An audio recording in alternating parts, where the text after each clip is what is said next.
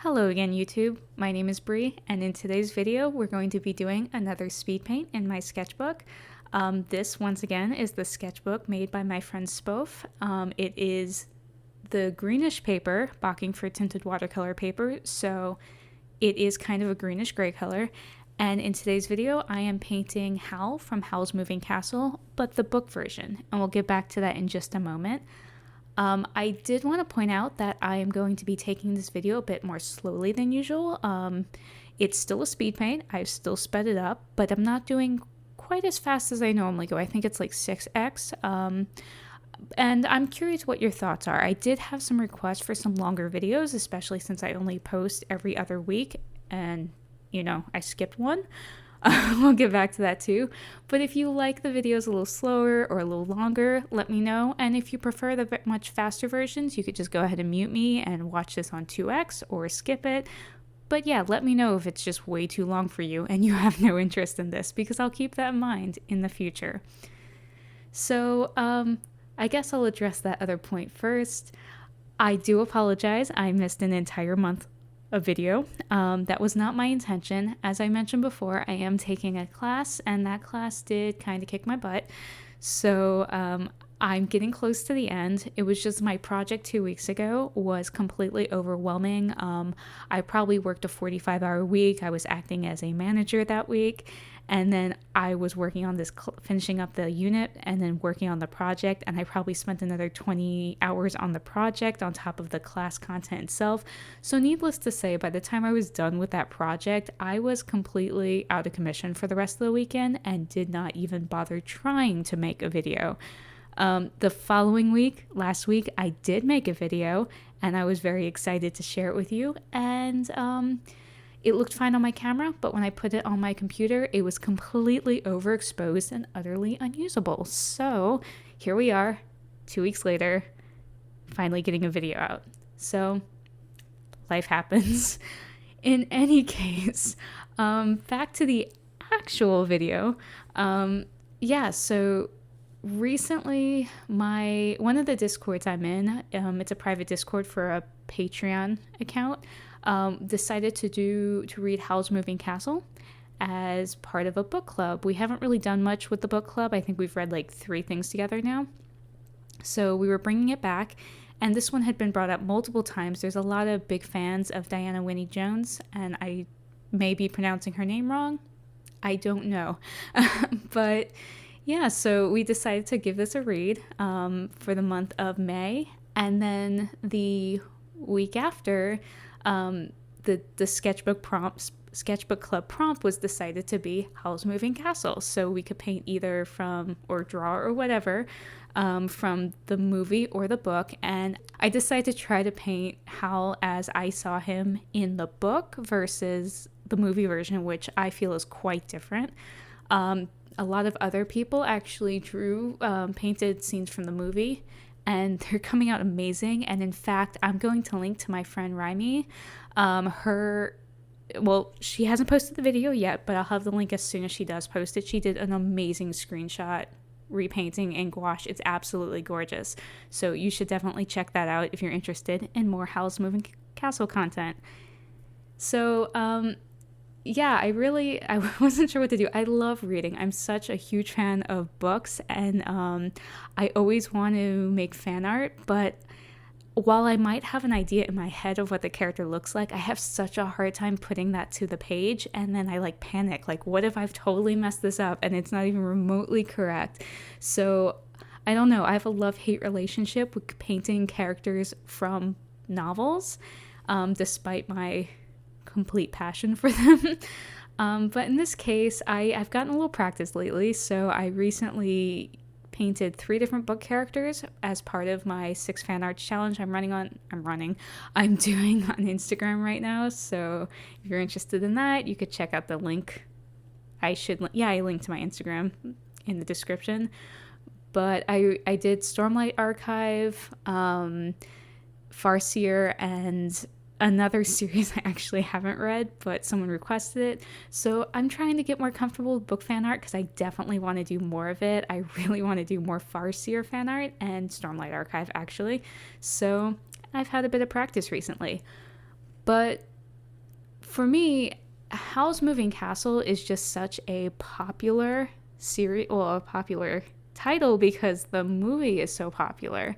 And while I'd seen the movie back in like 2006, 2007, I honestly wasn't like this is going to sound awful. I wasn't the biggest fan of it. And going back and rewatching it after reading the book, I understand why. To me, the story felt kind of disjointed.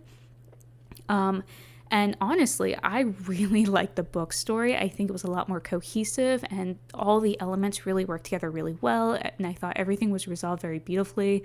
So if you haven't read the book and you like the movie, I definitely recommend you check it out. If you just want a fun, whimsical story that's not too long and just, I still recommend it. I thought it was great. But yeah, the movie obviously has gorgeous visuals. It's Miyazaki, it's Studio Ghibli. If you didn't know for some reason, the backgrounds in the Ghibli movies are all hand painted using poster color, which is pretty similar to gouache. And just the artistry behind it, behind the filmmaking, it's beautiful. And I very much love the music. I love the visuals. Just the story didn't sing to me, I guess. So yeah, I just keep going back to, I'm like in a circle today. I decided to give the book version a try, and this is what we have. I'm like already losing scope of what I was trying to say. So one of the biggest changes to me was just the color of his eyes. Like there's a lot of changes in the story, but for the character himself, I don't know why they changed the color of his eyes from the book to the movie, because it's referenced multiple times that his eyes are glass green. And then the movie, I guess it was to go with the whole like avian thing, but that doesn't happen in the book. It was 100% movie edition. Not to go too much into it because I don't want to spoil things for anyone, but these are just common things about the movie. I had forgotten the movie was very focused on the war that almost doesn't exist in the book. That was a huge change. And I know Miyazaki is very anti-war and wanted to express those sentiments, but it seems very strange coming from right after reading the book how that really didn't exist in the book. It was just, there was like one offhand reference to it. And so it really changed the whole film, or the film came second. It changed the whole film just because of that major change with the inclusion of a war.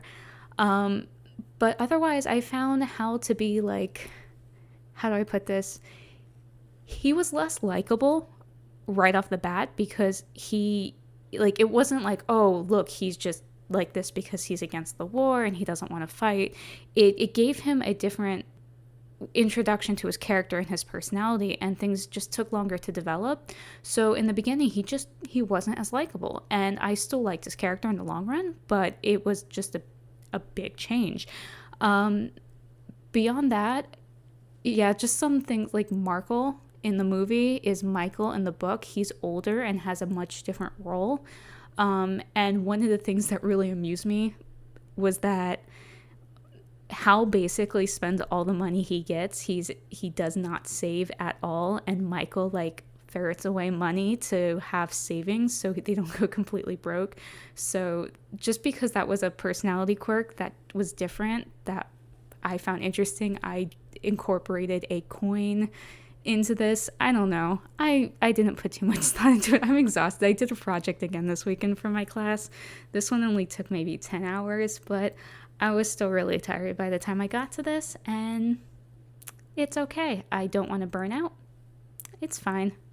I'll get through it, and then I'll start spending more time on my artwork and put more thought into it. I keep hearing people talking about how important it is to really have an idea of what you're doing when you go into draw, to paint, to study, art, whatever, and I feel completely called out by that because I just go in, I'm like, I'm gonna doodle today, and whatever happens, happens. I was also at a horrible angle for painting this, so I was also taking breaks to stretch just because I was hurting myself. So I do need to readjust my camera setup. I mentioned before that I had that really bad failure of filming last week, and I tore down my whole setup to redo everything, and I just didn't put it back together in a way that was comfortable. So I will make more adjustments and hopefully not have another mishap. So yeah, another character trait I found oddly endearing was that Howl loves spiders in the book, and I hate spiders, so this isn't like, oh, I relate to that. It's quite the opposite. But I included like a spider dangling over his head just because, I don't know, it was unexpected and kind of sweet. So yeah, I actually have some quotes from the book, not too much because once again, I don't want to spoil anything. So I'm definitely not going to talk about like all the changes because some of them would be spoilers, and I very much recommend that you read the book because it's so sweet. I really liked it. But for Howl, the first introduction we get to him, the description is, he was such a dashing specimen too, with a bony, sophisticated face, really quite old, well into his 20s, and elaborate blonde hair. And to me, that just, I think that's like in the first chapter, and I lost it. Like, I am well past, well, I shouldn't say well past, I'm past my 20s, so hearing that was just like, ouch, and also, wow. So I actually posted that quote on the book club, and they were teasing me about it because, you know, apparently when she wrote, she would just like giggle to herself. I mean, she amused herself to no end writing these books, and it shows.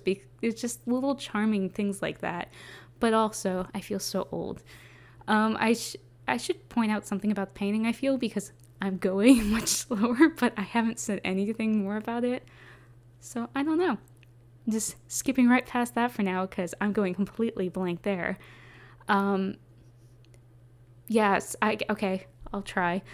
So for Howl, I definitely wanted to try to capture the sophisticated features. It was also the books from the 80s, and there is a slight tie-in to like actual 80. I'm not going to go into it. I don't want to spoil anything.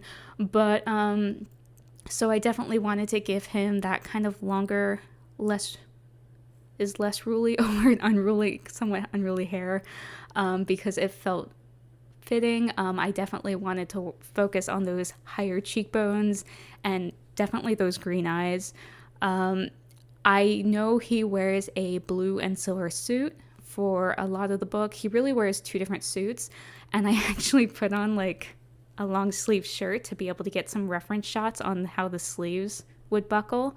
And I got so warm because I live in Florida and it's the summer or getting close to the summer. I got so warm that I couldn't bear to draw like a long sleeve jacket, and I just went with a vest instead. So that was not his outfit from the book. Random change I made. I should also point out that you might notice I am fighting the paper just a little bit. I don't think this is an issue with the paper itself. So basically what happens is when I put down paint for the first time in a specific section, and sometimes I'd forget which sections I hadn't gone over yet and had to start over with the little fight, excuse me. There's just something on the paper that's resisting the watercolor. And once I get one layer down, it seems to be okay. So what I think happened is that my kneaded eraser is a few years old at this point. This happened once before.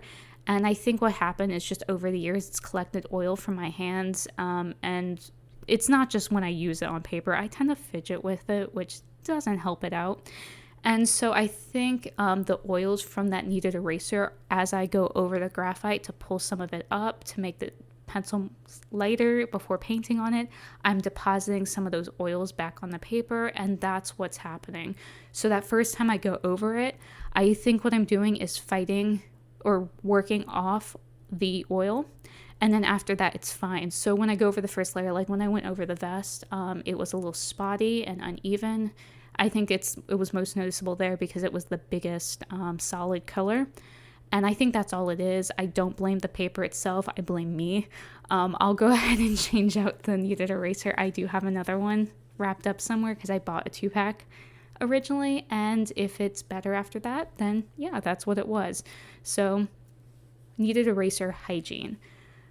Otherwise, I did end up not adding any glitter. I've been adding like mica paints to a lot of pages in this particular sketchbook and having fun with that. And I was considering adding silver or gold just to make some elements pop, and I decided against it. Like I said, I'm pretty tired, and I was also super paranoid that this footage would not come out at all. And I didn't want to invest too much in it and then be disappointed again. So I probably could have worked on this a bit longer and added more details and done a little bit more with it, but that's okay. It's a sketch in a sketchbook, and you know, can't stress out too much over these things. I have a lot of other stuff to stress out about, so it's all good. So otherwise, back to the book. Once again, I really don't want to say too much, but I thought the spider thing was kind of sweet, and I did want to elaborate on that. So early on in the book, when Sophie is cleaning the house for the first time, or early on when she's starting to do that, there's this little conversation. "Stop it, woman," he said. "Leave those poor spiders alone." "These cobwebs are a disgrace," Sophie declared, fetching them down in bundles. "Then get them down and leave the spiders," said Howl. Probably he had a wicked affinity with spiders, Sophie thought. And yeah, that was just, she still thinks he's like this evil wizard early on. And so yeah, that was just fitting in. And I, you know, being me, cannot comprehend why you'd want to leave spiders hanging around your house, because I'm terrified of spiders, guys. I'm also allergic to spider bites, so it's not just arachnophobia. Bad things happen if I get bitten by a spider. But then much later in the book, there was a quote, "That's why I love spiders. If at first you don't succeed, try again. I keep trying," he said with great sadness. And just having it come together like that, the reason he loves spiders is just because he sees them, you know, a web falls down and they work to rebuild it. It was just something oddly sweet about that. And then I feel bad for all the spiders we forcefully evict from our home.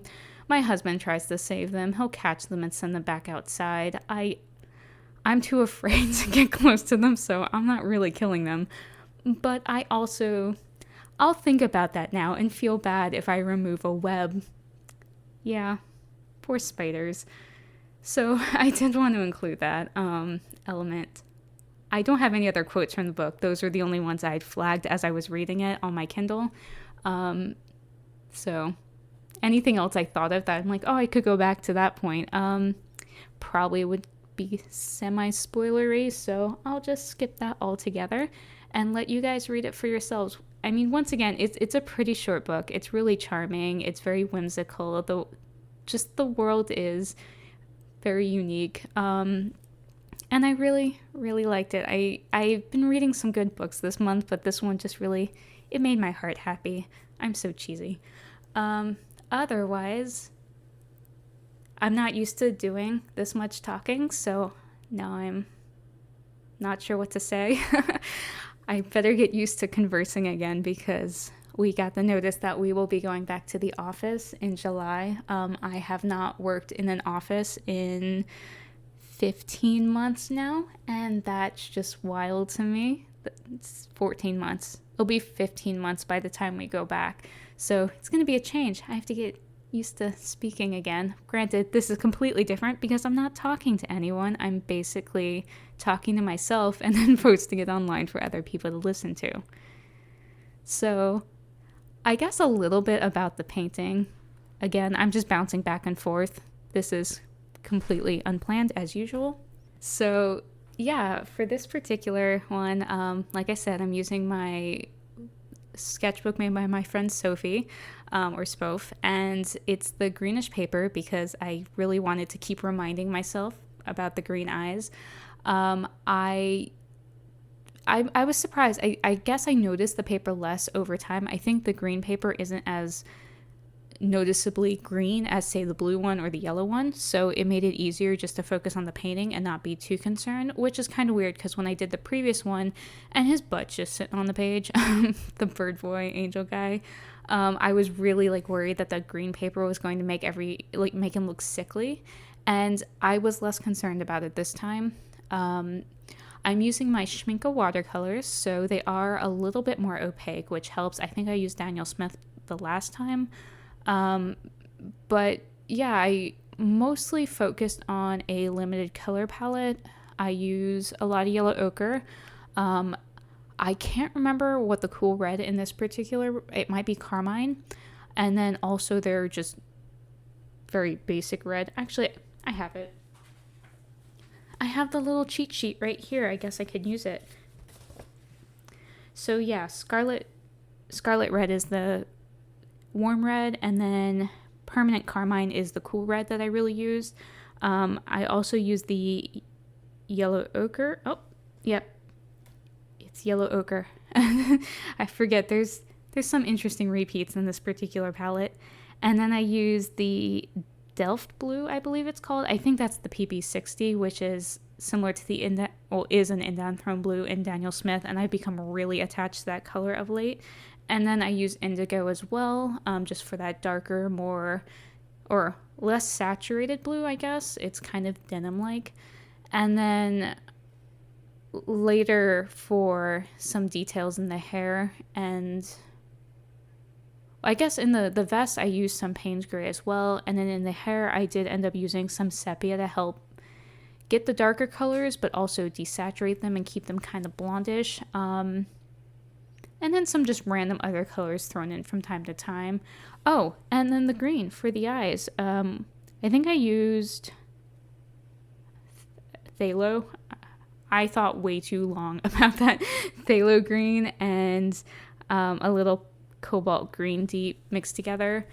Just because I don't use the greens in this palette nearly enough, and so I was going to use 2 of them. And that goes for the earrings as well. I think the way the earrings were described were similar enough that I kind of based it, I think, on the movie version. But yeah, otherwise, I had fun painting this besides, the whole I'm hurting myself here by sitting all twisted and not having a good view as to what's going on.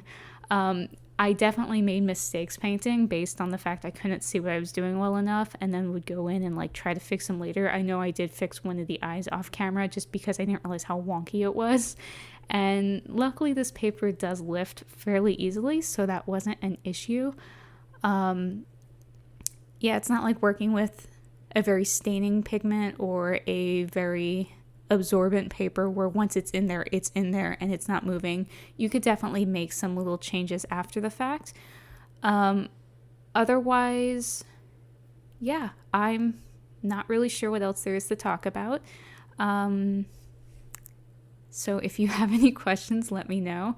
If the timing is right between these two, I'm now working on the little spider who I screw up and some bleeds out, and then I tried to lift it, and this is the one case it didn't lift, and I ended up making it worse and turned it into a shadow, but I knew the shadow was on the wrong side, and it became a whole thing. Spiders have it out for me.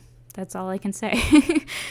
I don't like spiders, but he likes spiders, so I'll give them a shot as long as they stay away from me. Yep, there's that smudge. Whoops. Might as well make something of it. So yeah, back to that whole I don't plan ahead, things just happen. I should work on that. I actually do want to work on that. A lot of I know typically it's said that if you plan well, you spend less time painting and you actually save time overall. But for these little sketchbook pages, I do them and they're done, and it is what it is. It's not the best way to work. I should work on that. So I am planning to start. Oh God, did I just say I'm planning to start planning? I have an idea in my head of something I want to paint, and I think I'm going to actually go through the whole process of actually thumbnailing it, doing at least some light value studies, and then actually painting it. So it's more about getting the practice going through that process than actually what I need to do for what's going to be another sketchbook piece. I just really want to start going through that process and teaching myself how to do it, because I have a tendency to get tired of something if I work at it too long. So if I spend too much time on a painting, which is why I struggle with digital art, I lose interest in it, and then I end up hating it because it's taken too much of my time and energy. So I need the practice. I can't just make good art and get better by doing whatever comes to my head and hoping it works out. So it's going to be a process. I don't know how much of that I would show here because it's probably kind of boring. And then when it actually comes down to the piece itself, it's probably something I'm going to spend more time on. So I don't know if it will hurt me to be focused on filming and getting the setup versus just really being 100% focused on the painting. We'll see. Otherwise, I am going to try to get back into doing every other week for my class. I'm done with all of the lessons, and all I have left is the actual final project, the capstone. So I have to come up with something to build and then actually build it. It's a coding class, so it's an application. So basically I have to do either a serverless application or a containerized application, which probably means absolutely nothing to most of you, and that's okay. You're probably better off for it. So yeah, I'll be having nightmares about that maybe. I don't know. I'm terrible about like coming up with ideas. It all comes back full circle. It's also why I'm terrible at planning paintings. It's my nemesis. So hopefully I'll get through that in the next couple weeks and then be free of that and be able to engage more with art. I'm also trying to finish up some books I'm reading. I want to start the third book and the final book in Life Ship Traders trilogy, and I'm very excited about that, but those are long books and I really want to be able to give it more energy than I'm so tired and I fall asleep after reading 3 pages and I'm never going to finish this book. And then yeah, I don't know what's next. So I do definitely want to read some more Diana Wynne. Is it Wynne or Winnie? Diana Winnie Jones. So if you have read any of her books besides Howl's Moving Castle and you have recommendations, please let me know. I know there are 2 other books that are considered part of the same universe, but I've heard they're quite different. So yeah, let me know if you have any recommendations. Bonus points to you if you're still here because this was a long video. And otherwise, I hope you're all doing well. Take care of yourselves, and I hope to see you again in a future video. Bye.